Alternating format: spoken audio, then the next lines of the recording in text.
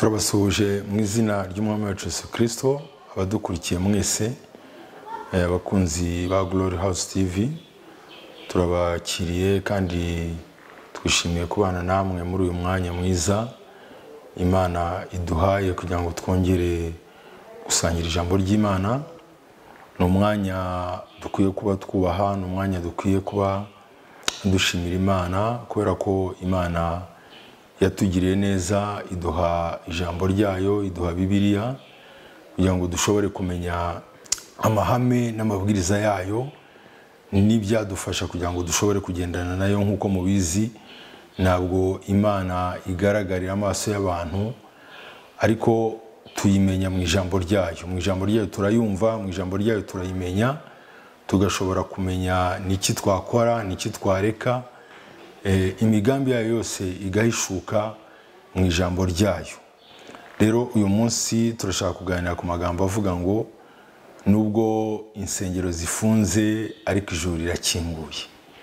Nubwo insengero zifunze, nubwo insengero zaba zidakora, ariko ijuru rirakinguye kugira ngo dushobore kuvugana n'Imana, kugira ngo dushobore gusenga.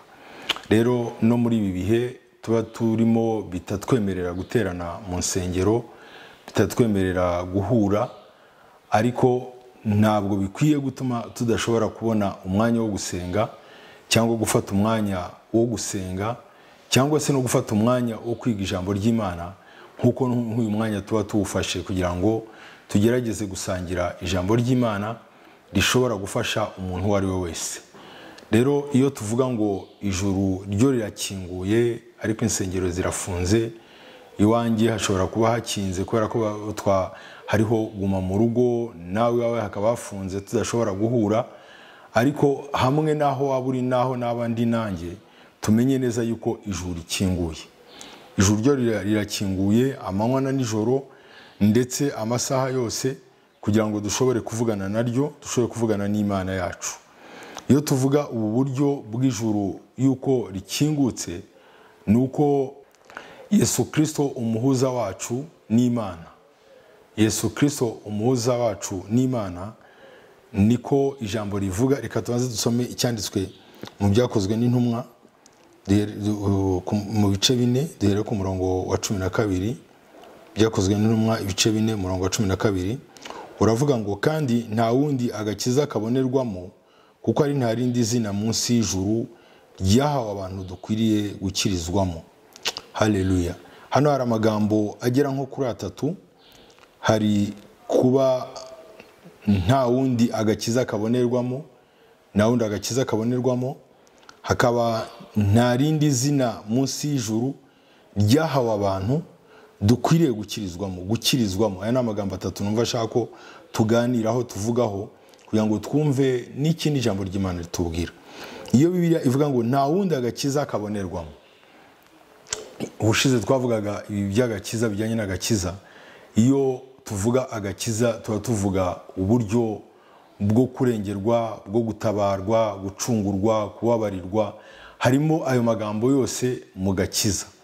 Rero nta rindi zina abantu bashobora kuboneramo agakiza, nta rindi zina, ntaryo baboneramo gutabarwa, ntaryo babona kurengererwamo, ntaryo babona bakirizwamo, batabarirwamo, baboneramo ubuzima.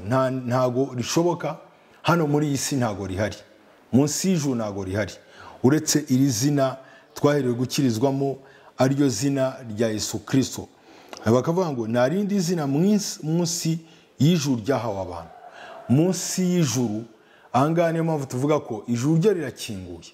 Munsi y'ijuru nta rindi zina rihari uretse izina rya Kristo, niryo zina ryonyine twahawe kugira ngo dushobore gukirizwamo, kugira ngo dushobore gutabarirwamo, kugira ngo dushobore kurengererwamo, kugira ngo dushobore no gusengeramo. Yesu Kristo ubwo yarivugiye aravuga ngo nimugira icyo musaba cyose mu izina ryanjye, mwizererwe ko mugihawe. Kubera iki? Kubera yuko iyo dusenze, iyo twizereye muri Kristo, nicyo cyumvikanisha yuko muri iryo zina dufitemo agakiza, muri iryo zina dufitemo gutabarwa, muri iryo zina dufitemo kurengerwa, muri iryo zina dufitemo gukirizwamo hano munsi y'ijuru. nta handi rero hari uburyo bwo gukizwa no gutabarwa no kurengerwa no mu bihe bimeze gutya. Mu bihe bimeze gutya icyo ukwiye gutekereza cyane gikomeye no kurenza ko umuntu yavuga ngo ese iyi minsi izarangira ryari, iyi minsi izarangira ryari yo kugira ngo tuve mu rugo twongeye gusubira hanze. Ni byiza twese tuba twifuza gusubira mu mirimo, tuba twifuza gukora ibintu bitandukanye no kugenda no gusura inshuti n'abavandimwe, ariko byose igikomeye cyane kiruta byose ni uko dufite iri zina twaherewe gukirizwamo hano munsi y'ijuru.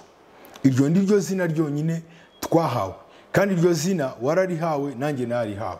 N'abatararyakira nk'uko dukunda kubivuga, abatarakira uyu mwami nk'umucunguzi w'ubugingo bwabo, uyu nguyu uba ari umwanya mwiza, kubera yuko bumvise ijambo, kandi ijambo rikaba rishobora gutuma umuntu ahindukira ava mu byo yari arimo akajya mu byo kwizera. Iyo tuvuga ubu buryo bw'izina rya Kristo, Bibiliya ivuga neza yuko nta wundi ubonerwamo agakiza uretse Kristo umwana w'Imana. Kwizera nako Bibiliya ivuga ngo kwizera niwe Kristo niwe banze ryo kwizera. Uku kwizera yuko natabarwa, kukwizera ko nakizwa, kukwizera ko nacungurwa, kukwizera ko natabarwa, no mu bihe nk'ibi tuba dukeneye ubutabazi butandukanye. No mu bihe nk'ibi tuba dukeneye kurengerwa n'Imana mu buryo budasanzwe. Mu bihe nk'ibi tuba dukeneye kurengerwa n'Uwiteka mu buryo budasanzwe. Ariko Uwiteka nk'uko tubizi ari mu ijuru, ariko munsi y'ijuru twahawe Kristo ngo dushobore gukirizwamo, dushobore gutabarirwamo, dushobore kurengerwamo. Niyo mpamvu tuvuga aya magambo tukavuga ngo nubwo insengero zaba zifunze, ariko hari ijuru rikinguye. Kwa Data harakinguye, mu rusengero rwawe harafunze, ariko kwa Data mu ijuru harakinguye, harafunguye. Ariteguye kukumva, ariteguye kumva amaganya yawe, ariteguye kumva ibikubabaje. Nako Yesu Kristo yavuze, nimukajye mugira icyo mwiganyira, nimukagire ikintu gituma muhangayika, muhagarika imitima, ahubwo ibyo mukeneye byose, ibyo mwumva mushaka byose, mubibwire Imana, mubyingingiye, musenga kandi mushima Imana. Haleluya. Rero ni impamvu tuba tuvuga n'aya magambo, ni ukugira ngo mushobore gukomera mu bihe biba bitoroshye, byitwa ko bikomereye abantu, ariko ugashobora gukomeramo kubera yuko ufite ugukomeza. Ufite Kristo wishingikirijeho, ufite Kristo utumbereyeho, we banze ryo kwizera. Ufite Kristo ushobora byose, we washobora kumva akagira icyo akora mu buzima bwawe, kandi wamubwira ukaba wizeye yuko yabyumvise. Ijambo rye riratubwira ngo iyo tumubwiye, iyo dusenze, iyo tumusabye, twizere yuko yumvise kandi yakoze n'ibyo tumusabye. Haleluya. Yesu nashimwe cyane. Reka dusome igitabo cya Yesaya 65 kugira ngo twumve ubu buryo bw'ijuru rikinguye mu buzima bwacu. Rikinguye mu buzima bwacu bitume udahangayika, utavuga ubundi najyaga nshobora guterana aha naha, najyaga ngira uburyo bamfasha, najyaga ngira uburyo. Wumve yuko ijuru rikinguye rishobora kuba ryiteguye kukumva no kugufasha mu buryo butandukanye. Mu buryo butandukanye, kubera yuko kenshi twizerera mu nsengero tuba turimo, mu madini dusengeramo, mu matorero dusengeramo. Ni byiza kuko Bibiliya iravuga ngo uko iyo minsi ya nyuma irushaho kwegera, turusheho guterana kwera, turusheho guhura, turusheho gusengana mu guterana kwera, mu materaniro, mu nsengero, aho duterane hatandukanye. Ijambo ry'Imana niko ritubwira. Ariko mu gihe byakomeye nk'uko, mu gihe bitakunze, ntabwo ukwiye kwiheba yuko udafite aho uteranira, ahubwo uterane mu buryo bw'Umwuka Wera. Umwuka Wera ari kumwe nawe, ni umufasha mwiza, ni umujyanama mwiza, ndetse ngo ntituzi no gusenga, ariko we ngo aratwingingira, atunira iminiho ku Mana. Rero ntugire ikintu na kimwe gituma uhangayitse, ntugire ikintu na kimwe gituma wumva hari icyo ubuze, ahubwo bibe ibihe byiza, bibe ibihe byiza byo kubona umwanya wo gusenga no kuba imbere y'Imana. Niba udafite icyo uburyo bw'akazi kawe bukaba buhagaze muri iyi minsi, utemerewe kugenda, utemerewe gukora, utari muri za serivisi leta yavuze zemerewe gukora muri ibi bihe, iyawe ikaba itarimo muri ibyo. Ubone umwanya wo gusenga, ubone umwanya wo kwegera Imana, ubone umwanya wo gusoma ijambo ry'Imana, ubone umwanya wo kwegera Imana, kubera yuko ijuru ryo rirakinguye, insengero zirafunze, ariko ijuru ryo rirakinguye. Haleluya. Dusome muri icyo gice, ibice 65 Yesaya, rero ku murongo waho wa 17. Dore ndarema ijuru rishya n'isi nshya, ibya kera ntibizibukwa kandi ntibizatekerezwa. Haleluya. Yesu nashimwe cyane. Yesaya uyu muhanuzi ahanura avuga, dore ndarema ijuru rishya n'isi nshya, ibya kera ntibizibukwa kandi ntibizatekerezwa ukundi. Ubu buryo Yesaya yavugaga bwari uburyo hagiye kubaho uburyo bw'ijuru rishya n'isi nshya. Ijuru rishya n'isi nshya mu buhe buryo? Kuko Imana mu gihe cy'isezerano rya kera, muri iki gihe Yesaya yahanuriragamo, yavugaga, ariko ibi ngibi yavugaga ntago byari byo muri icyo gihe, kubera yuko muri icyo gihe ntago bashoboye kubona ubu buzima. Ariko twebwe muri ibi bihe byacu ubu buzima turabubona. Kubera iki? Kubera yuko nk'uko twavuze muri cya cyanditswe cyo mu byakozwe n'intumwa, nta rindi zina abantu baherewe gukirizwamo munsi y'ijuru uretse izina rya Kristo. Nuvuga ko munsi y'ijuru ariho mu isi, abantu bahawe izina rituma isi ishobora kuba nshya, itakiri ya yindi ya kera. Itakiri ya yindi ya kera abantu bagorerwamo, abantu bahangayikiramo, abantu bamwe bakitwa n'abanyamahanga badafite Imana rurema. Niko biriya ivuga ngo mwari mu isi mudafite Imana rurema. Nuvuga ko mu buryo bw'iyo si ya kera abantu ntacyo yabaga ibafashije, babaga bayigorewemo, babaga bayiruhemo. Ariko iyo Imana ivuga ndarema isi nshya, nuvuga ko ni muri ubu buryo Kristo yaje akadukura mu isi y'umwijima akatujyana mu isi y'umucyo, ari bwo bwami bw'Imana, mu bwami bw'Imana. Nkuko mu Bakolosayi bavuga, twakuwe mu bwami bw'umwijima tujyanwa mu bwami bw'umucyo, ari bwo bwami bw'umwana w'Imana Yesu Kristo. Muri ubwo bwami, muri uwo mucyo, iyo niyo si nshya. Haleluya. Iyo niyo si nshya, kubera yuko muri iyo si, mu mucyo wayo, ntago abantu baba bakibayeho mu buzima bw'ibya kera. Ntago baba bakibayeho mu buzima bw'ibya kera. Niyo mpamvu bavuga hano, barimo kuvuga ibya kera mu byibagiro, ibya kera nimwongere kubitekereza. Haleluya. Yesu nashimwe cyane. Ngo ndarema n'ijuru rishya. Iri juru rishya, kera twumva mu isezerano rya kera, tubona no mu gihe, nko mu gihe cya Yobu barimo kutubwira mu gice cyaho cya mbere, ku murongo waho wa 6, uravuga ngo umunsi umwe abana b'Imana baje bashengereye Uwiteka, kandi na Satani yazanye nabo. Haleluya. Ubu ni uburyo bwo mu buryo Yesaya arimo kuvuga, ndarema ijuru rishya. Muri icyo gihe cy'iryo juru rya kera ritari ubu buryo bw'umwami wacu Yesu Kristo, twaremewe ijuru rishya n'isi nshya. Nuko Satani yari afite uburyo, ubushobozi, uburenganzira bwo kwaksesinga ijuru, bwo kujya mu ijuru. Abera bateranye, abana b'Imana, ubwoko bw'Imana, bashengereye Uwiteka ku ntebe y'ishengerero, ku ntebe y'ubwami bw'Imana, barimo gushengerera Imana. Noneho na Satani nawe ngo akaba arahari. Kubera iki? Kubera yuko icyagiye igihe Satani Imana yamwirukanaga mu ijuru, yari agikomeza kuza mu ijuru, kubera yuko yari azi uburyo, imiterere yaryo n'uburyo rikora n'amayira ajyayo, byose byarabizi, bigatuma ashobora kwaksesinga ijuru. Ariko Imana ikavuga, ndarema ijuru rishya, ndarema n'isi nshya. Haleluya. Iyo si nshya ntago ariyo Satani akoreramo. Haleluya. Ntago ariyo Satani akoreramo. Isi turimo ariyo si nshya, isi yo mu mwuka, iyo Kristo yaduhaye kubamo, iyo ngiyo ntago Satani ayikoreramo, iyo ngiyo ntago Satani ifitemo uburenganzira, iyo ngiyo Satani ntago ifitemo ubushobozi. Haleluya. Ndetse n'ijuru rishya ntago agifite uburenganzira bwinjirayo, ntago agifite ububasha bwinjirayo, kubera ko amayira yarasibamye. Amayira y'irya kera ntago ariyo y'ijuru rishya. Haleluya. ubu buryo ni uburyo tuba tuvuga ibintu byo mu buryo bwo mu mwuka twashijejwe na Yesu Kristo, twinjijwemo n'umwami wacu Yesu Kristo. Igihe yavugaga ndagiye ariko ntabwo mbasize nk'imfubyi, sinzabasiga mwenyine, nzabohereza umufasha ari we Mwuka Wera. Mwuka Wera azabana namwe ibihe byose.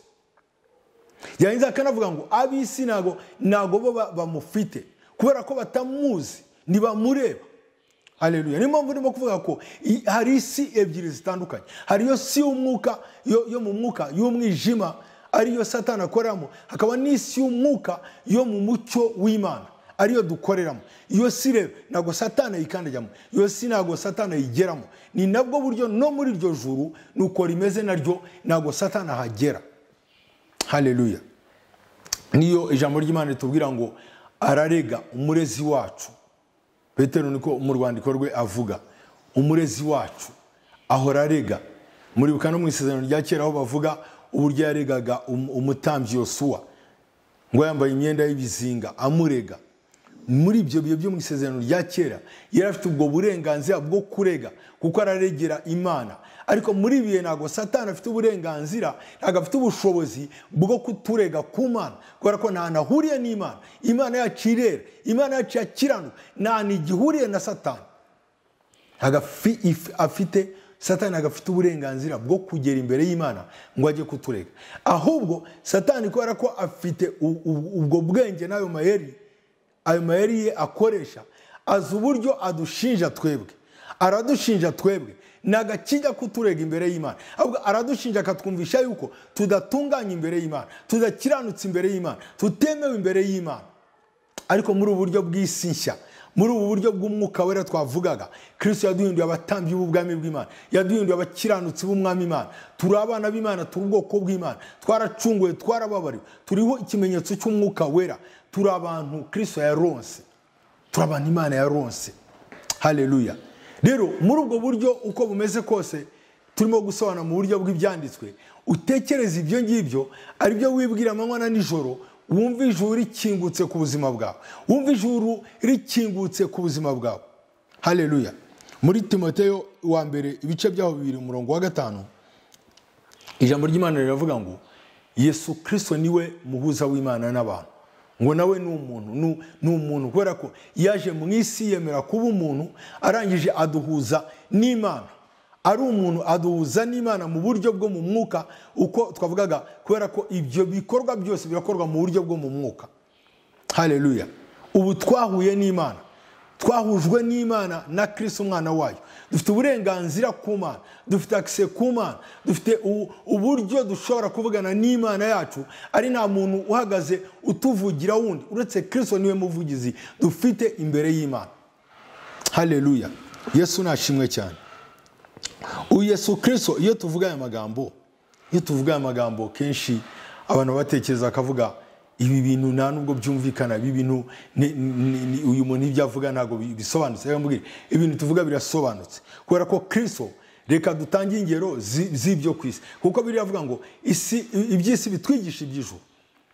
Uyu munsi ngewe nawe twese, leta y'u Rwanda, leta yacu, igihugu cyacu cyadukangurira gukoresha uburyo bw'ikoranabuhanga mu bijyanye n'amafaranga, cashless. Iyo bavuga ubwo buryo bw'ikoranabuhanga, uyu munsi ngewe Hasani aho ndahangaha nicaye iwanjye mvuga aya magambo, mfite uburenganzira bwo gushobora gukura amafaranga muri banki, kuri konte yanjye ya Beka, nkoresheje iryo koranabuhanga, nkoresheje telefoni yanjye, nakurayo amafaranga muri banki, nkakurayo amafaranga, kandi na banki ikabimenya yuko ntwaye amafaranga yanjye nkayabona. Ubwo ni ubwenge, iryo ni ikoranabuhanga, ubwo ni ubwenge bw'abantu. Ariko ibyo ngibyo ntabwo biri fizike, ibyo ngibyo biri mu buryo bwo mu mwuka, nabyo biri mu mwuka. Kuko ibiri fizike nuko njya kuri Beka, nkajya kuri gishe, nkaka amafaranga aya n'aya, nkavuga ngo ndashaka aya n'aya, bakayambarira, bakayampereza. Nibwo buryo buri fizike. Ariko ikitari fizike rero kiba kiri mu mwuka, kiba kiri spirituel. Nuvuga ko ubwo buryo nshobora gukura amafaranga muri Beka uyu mwanya aho ndahangaha agatangira gukoreshwa mu buzima bwanjye, nibwo buryo Kristo nambwire Kristo niwe nibwo buryo yatwinjije. Kristo atwinjiza aduhuza n'Imana muri ubwo buryo. Utekereza ubwo buryo bw'ubwenge bw'abantu, noneho wibaze ubwenge bw'abantu Imana ibahaye, utekereza uburyo Imana ibikora.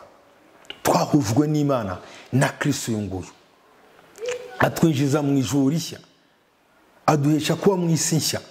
Haleluya, Yesu nashimwe cyane. Iyo si ni uburyo bwa busobanutse bwumvikana.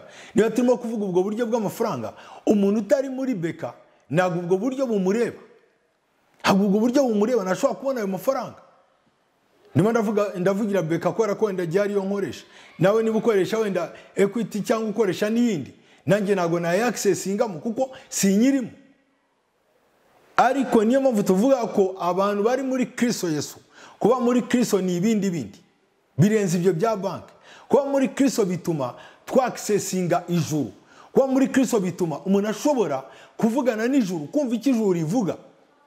Haleluya, kumva icyo ijuru rivuga. Ibi nibyo duhuza no kuvuga ngo abantu bafite amakuru. Ufite amakuru y'urugo rwawe, ufite amakuru y'ubuzima bwawe, ufite amakuru y'ejo hazaza. Kubera iki? Kubera ko urayakura mu ijuru. Mu ijuru hari amakuru meza, hari icyo Imana ituvugaho. Uko Imana ivuga, nzi ibyo nibwira nzabagirira, n'ibyiza ntago ari ibibi, kugira ngo mbaremo umutima w'ibyo muzabona hambere, y'ibyo muzabona ejo hazaza. Kubera yuko mu ijuru hari amakuru. Haleluya.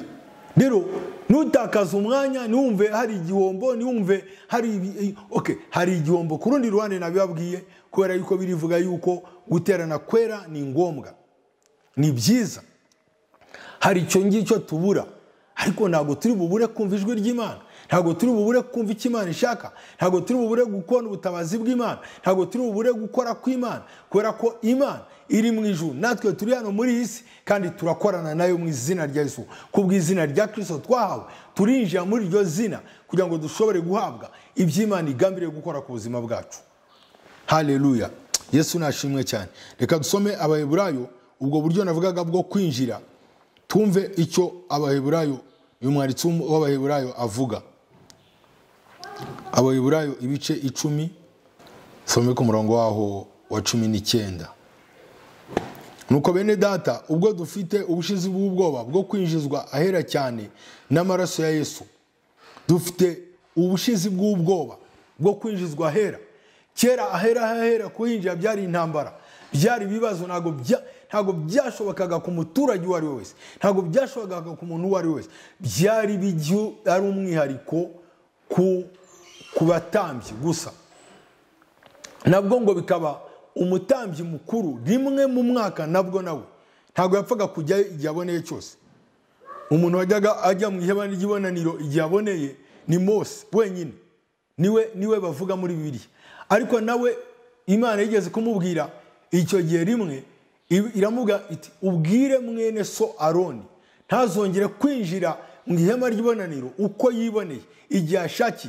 Ati kubera yuko Imana ivuga, kubera yuko ashobora kuhagwa atazapfa. Mose niwe wenyine washoboraga kwinjira mu ihema ry'ibonaniro igihe yumva abitekerereje, ariko abandi ntabwo byari byemewe. Hari ubwo bwoba rero, hari ubwo bwoba bwo kwinjira. Niyo mpamvu hano barimo kutubwira dufite ubushizi bw'ubwoba. Uyu munsi ntabwo mfite ubwoba. Uyu munsi ntabwo mfite ubwoba bwo gutinyuka kuza imbere y'Imana. Nubwo waba wakoze ibyaha bingana gute, imbere y'Imana niho tubikirira, imbere y'Imana niho ducungurirwa. Haleluya. Kubw'aya maraso, aya maraso niyo yatwejeje, atumaraho ubwo bwoba, atumaraho icyaha, atumaraho icyatumaga cyateraga abantu ubwoba. Cyateraga abantu ubwoba ni iki? Cyateraga abantu ubwoba ni icyaha. Ni icyaha cyateraga abantu ubwoba. Ariko aya maraso amenetse akuraho icyaha kugira ngo abantu bashobore gutinyuka imbere y'Imana. Haleluya, Yesu nashimwe cyane. Ku murongo wa 20, tunyuze mu nzira yaduciriye nshya kandi y'ubugingo inyura mu mwenda ukinze, ari wo mubiri we. Haleluya. Ubu ni uburyo barimo gusobanura hano mu ijambo ry'Imana, uburyo dushobora kwinjira mu ijuru, uburyo dushobora kwaccessinga ijuru, ahera hahera, ku ntebe y'imbabazi, ku ntebe y'ubuntu ya data twese uri mu ijuru. Tuhinjizwa n'aya maraso ya Kristo, amaraso ya Kristo yaducunguje ntiyaduhesha kwinjira aho hantu. Nibyo twavugaga twajyanyaga n'uburyo mfite kode inyinjiza muri beka, mfite kadi inyinjiza muri konte, kuri konte ya beka hakura amafaranga. Ubu nibwo buryo twavugaga. Natwe dufite amaraso, dufite Kristo, dufite izina rya Kristo, twahawe gukirizwa mu munsi y'ijuru. Dufite ayo maraso ye atwinjiza aho tutashoboraga kwinjira, tugahabwa ubuntu bw'Imana, tugahabwa gutabarwa n'Imana, tugahabwa kurengerwa n'Imana, tugahabwa gukizwa n'Imana, tugahabwa kurengerwa no kurindwa n'Imana mu izina rya Yesu. Haleluya. Hori murongo avuga ngo tunyuze mu nzira yaduciriye nshya kandi y'ubugingo, kubera ko ntago ari ya yindi, ntago ari ya yindi yo mu isezerano rya kera, ahubwo ni inzira nshya. Inzira nshya ngo inyura mu mwenda ukinze ari wo mubiri wa Kristo. Haleluya. Ntago bidusaba yuko, kandi turabizi yuko n'uyu mwenda wasadutsemo kabiri wo mu isezerano rya kera, ariko hano barasobanura neza yuko twinjira mu mubiri wa Kristo ari wo mwenda ukinze. Twinjira mu mubiri wa Kristo mu izina rya Kristo, nimwo twinjirira. Twinjira mu izina rya Kristo, dusabira mu izina rya Kristo, dusengera muri iryo zina. Muri we nimwo tubonera ubuzima, muri we nimwo tubonera ubugingo, muri we nimwo dutabarirwa, muri we nimwo tubonera agakiza, muri we nimwo turengererwa, muri we nimwo dutabarirwa, muri we nimwo gusa muri we.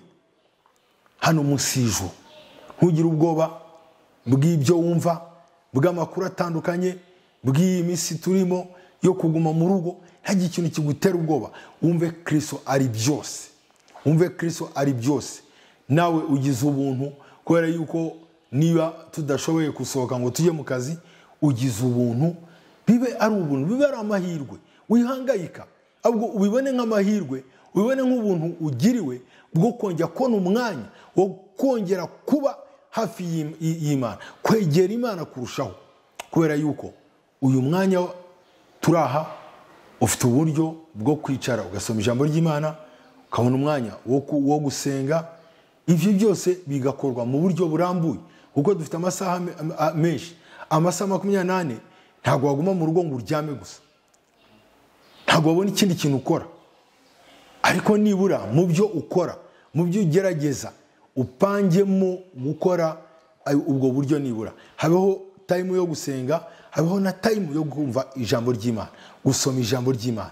Niba wumva utabisobanukiwe, ushake za video zitandukanye z'abakozi b'Imana nk'izi ngizi tuba dusharinga, wumve utege amatwi, wumve wicaginge, wiyuzuzemo ijambo ry'Imana. Ijambo rya Kristo rigwire muri wowe, rifite ubwenge bwose, kugira ngo ubone uburyo bwo gutabarwa n'Imana no kurengerwa n'Imana binyuze muri uyu mwenda ukinze ari wo mubiri wa Kristo.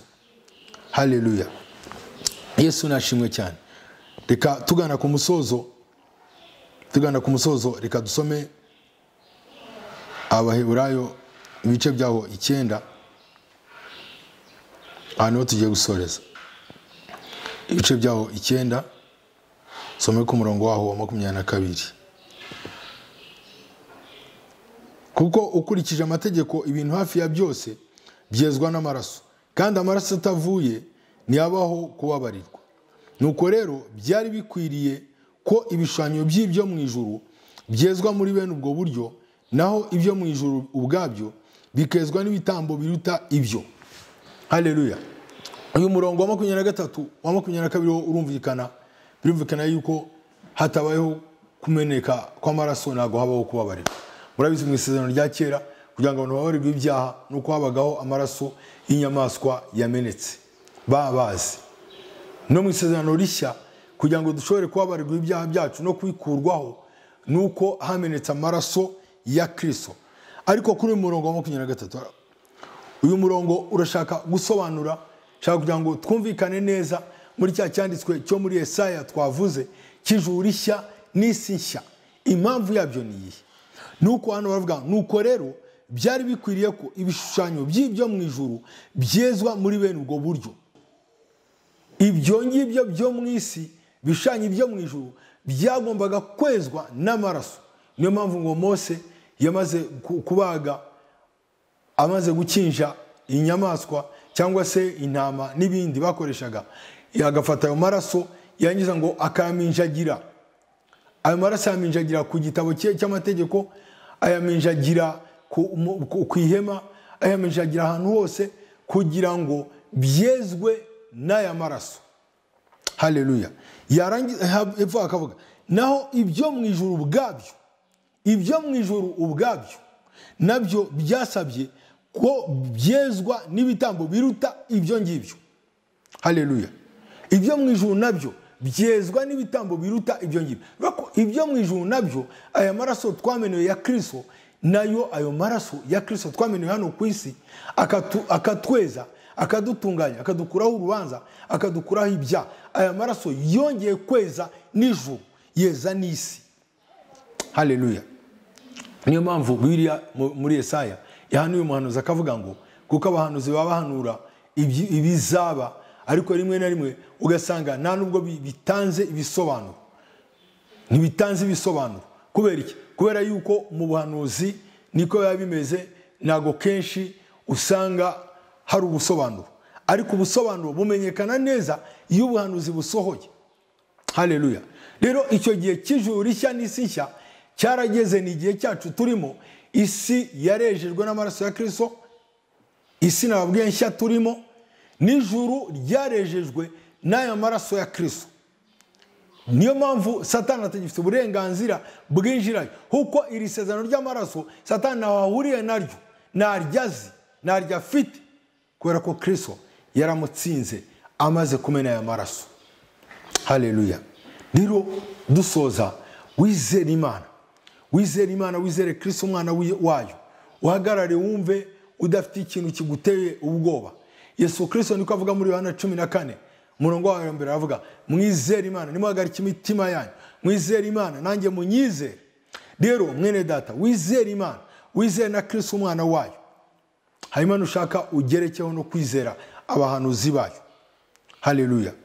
Kugira ngo ushobore kumva neza, ushobore kubona icyagutabara n'icyakurengera muri ubu buzima bwo muri iyi si, muri ibi bihe turimo. Haleluya. Muri ibi bihe turimo bikomereye amaso, bikomereye imitima y'abantu, bikomereye abantu batandukanye, isi yose ndetse.